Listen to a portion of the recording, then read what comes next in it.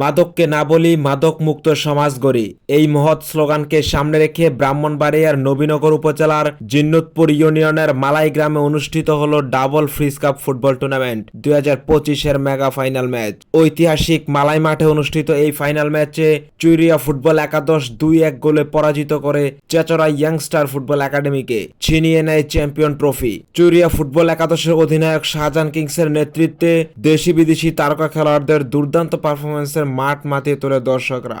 শেষ বাঁশির আগে চমৎকার খেলায় জয় নিশ্চিত করেন এই চুইরিয়া একাদশ।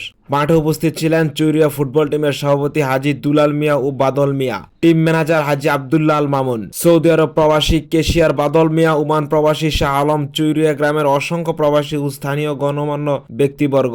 খেলাটি লাইভ স্পন্সর করেন সৌদি আরব প্রবাসী রাশেদ মিয়া, মুন্সিবাড়ির কৃতি সন্তান চৌরিয়া গ্রাম।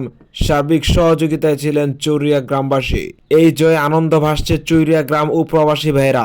এমন আয়োজনই গড়ে তুলবে মাদক মুক্ত, ঐক্যবদ্ধ ও খেলাধুলা প্রেমী সমাজ। ধন্যবাদ আপনাকে। এই অনুভূতি ব্যক্ত করার কোনো ভাষা নাই।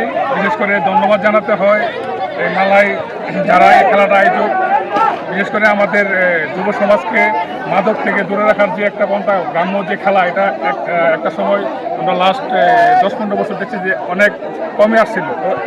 বিশেষ করে প্রবাসীদের উদ্যোগে যে খেলাটা আজকে আয়োজন হয়েছে, এই আয়োজনের মাধ্যমে আমাদের অত্র এলাকার সবাই আমরা একত্রিত হয়ে একটা চমৎকার একটা খেলা আমরা উপভোগ করছি। সর্বশেষে আমরা চুইরিয়া একাদশ 2-1 গোলে জয়লাভ করছি।